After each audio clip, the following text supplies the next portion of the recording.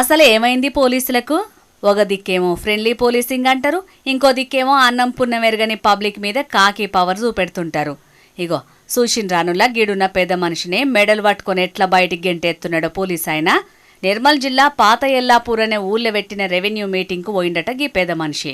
మరి నాకు ఏం భూమి పంచాది ఉన్నదో ఏందో గాని ఆఫీసర్లకు చెప్పుకుందామని లోపలికి పోయిండట. జర్రంత పెద్ద మనిషి కదా, కళ్ళు నజరిచ్చినాయో లేదో గాని లైన్ల కాకుండా కొంచెం పక్క పొంటి పోయి ముంగట నిల్చున్నాడట గంతే.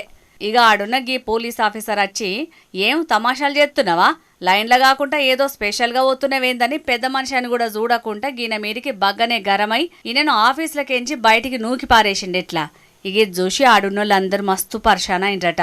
అయ్యో రైతన్న కదా అని గౌరవ మర్యాద ఇయ్యకపోయినా మంచిదే గాని కనీసం పెద్ద మనిషి అని కూడా చూడకుండా ఏంది గీ దౌర్జన్యం? పోలీసులంటే పబ్లిక్ రక్షణ కల్పియాల్సిన వాళ్ళు గాని పబ్లిక్ మీద రాక్షసత్వం చూపెట్టుడు కాదని గరమైనరు గీ పోలీస్ అన్న పనితనం చూసిన ఆడున్న పబ్లిక్ కొందరు. మొన్నట్లనే ఏపీలో అమాయకుల మీద దౌర్జన్యం చేసిర్రు ఆడున్న పోలీసులు కొందరు. ఇప్పుడేమో తెలంగాణలా.